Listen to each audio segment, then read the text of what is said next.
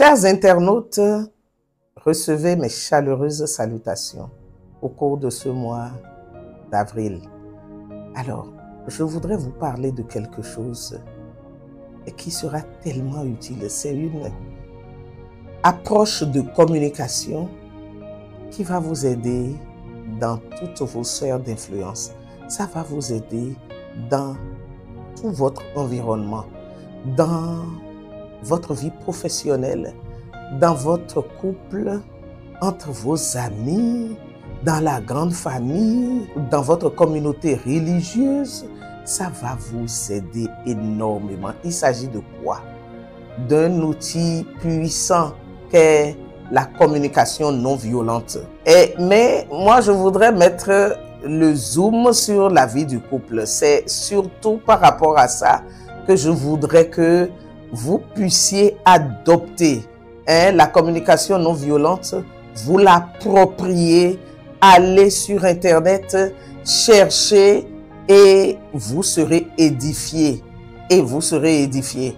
Même si vous-même, vous n'avez pas de défi de communication en couple, ce que vous allez faire, c'est d'utiliser, partager, parler de l'outil, parler de cette méthode-là, de cette approche autour de vous. Et ça va vous aider à fixer les connaissances. Ça vous aide à fixer la connaissance à votre niveau. Et le jour où vous serez dans le besoin, il vous sera facile d'en faire usage. Alors, la communication non violente a été inventée par Marshall Rosenberg, qui est un Américain. Il est déjà décédé, mais c'est un contemporain. Et il a parlé, il est psychologue et il a utilisé cette méthode-là.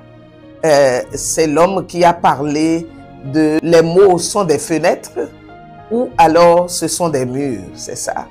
Et cette pensée, au moins cette citation, est connue de beaucoup de gens, j'ai remarqué. Alors, Marshall faisait, avant de venir à l'approche, je voudrais dire, donc, peu importe, l'importance de comment on vous a parlé. Est-ce qu'on vous a agressé? Est-ce qu'on a été arrogant vis-à-vis de vous? Comment, peu importe comment est-ce que l'émetteur s'est exprimé envers vous, peu importe les offenses, ce qu'on vous a fait, la force de la communication non violente, c'est que vous répondez de manière à maintenir la paix, la joie. Vous répondez de manière à ne pas accuser, de manière à ne pas offenser en retour. Vous ne répondez pas du tac au tac comme on le dit. C'est ça l'importance de la communication non violente. Ce que je sais, que la Bible dit que une réponse douce calme la fureur, d'accord? Et qu'une réponse dure excite la colère.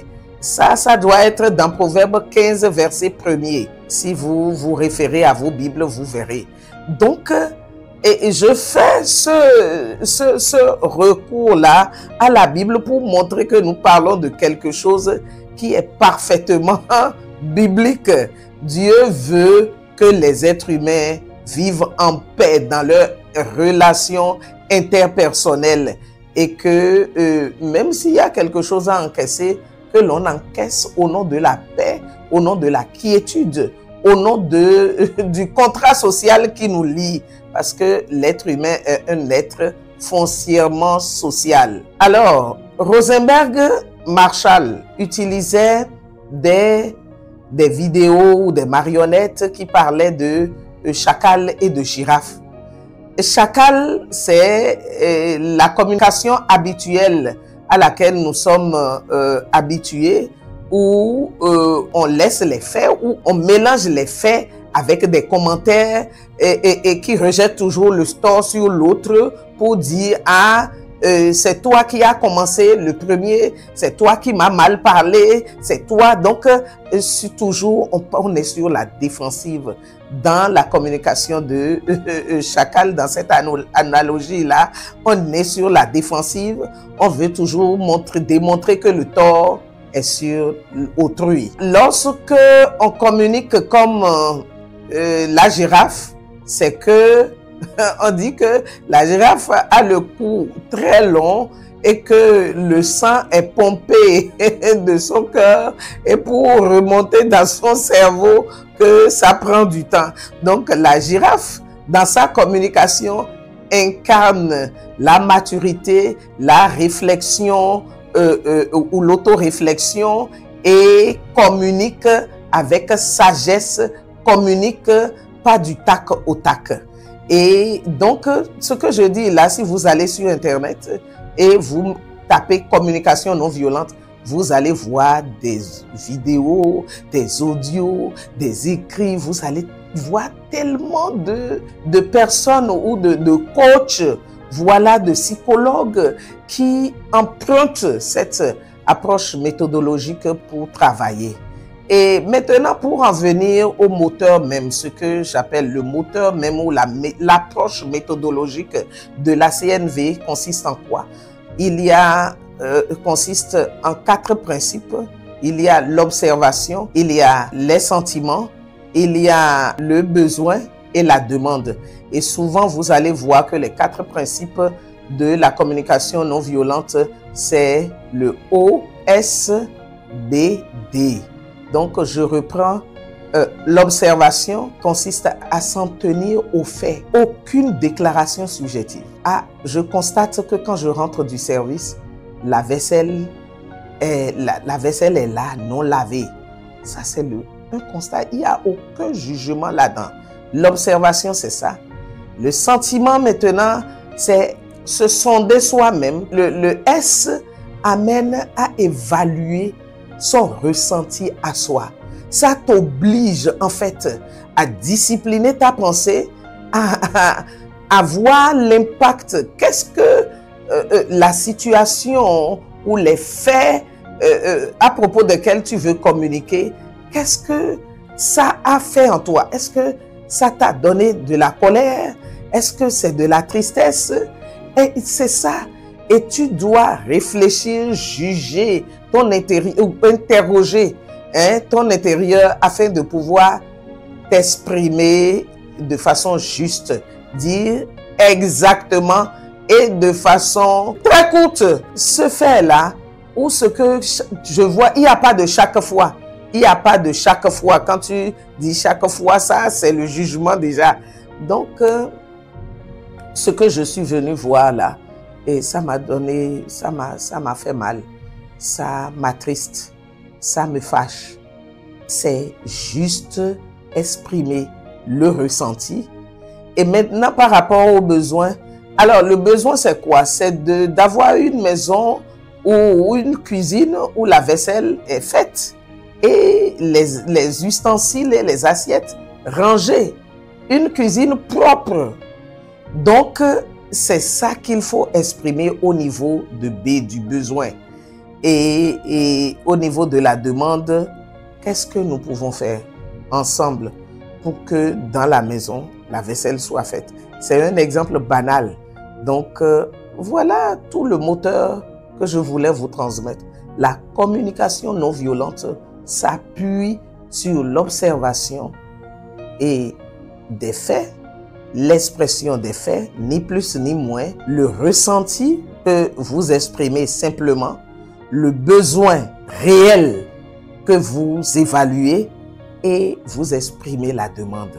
Ça construit la paix, ça désarme la personne qui est déjà préparée à contre-attaquer ou à attaquer ou qui a attaqué déjà et de manière à ce que dans l'émission comme dans la réception, les interactions sont faites de façon pacifique. J'espère que la petite histoire de chacal et de la girafe, la petite histoire autour des vaisselles non faites, vous inspire et de manière à ce que vous avez au moins envie d'aller sur Internet et de taper communication non violente pour apprendre un peu plus. Et si ce message trouve écho dans votre cœur, parlez-en à votre partenaire, à votre conjoint, à votre époux, à votre mari, à vos collègues, pour que nous puissions avoir des relations interpersonnelles empreintes à la paix et à la cohésion. Donc, les couples en ont vraiment besoin. Chers époux, chères personnes mariées, j'espère que ce petit message vous pousse à la recherche et vous pousse à l'appropriation pour que quelque chose change, quelque chose soit amélioré. En tout cas, ce que nous voulons, c'est que chaque communication de acte d'excellence vous permette d'améliorer une petite chose dans votre vie, et nous espérons qu'il y aura un désir à votre niveau. Je vous remercie et je ne cesserai pas de vous rappeler que mon mariage, j'y suis, j'y reste et je m'améliore. C'est notre slogan à Excellence Conjugale. Nous vous souhaitons tout le bonheur du monde. Nous souhaitons que vous quittez les crises pour la paix, que la joie revienne au sein des foyers et que vous puissiez être assurés que vous ne vous êtes pas trompés et que la solution à votre bonheur n'est pas dans le changement de partenaire. Faites tout pour construire votre mariage, pour faire de votre mariage un modèle au sein de votre environnement. Portez-vous bien et encore une fois, à très bientôt.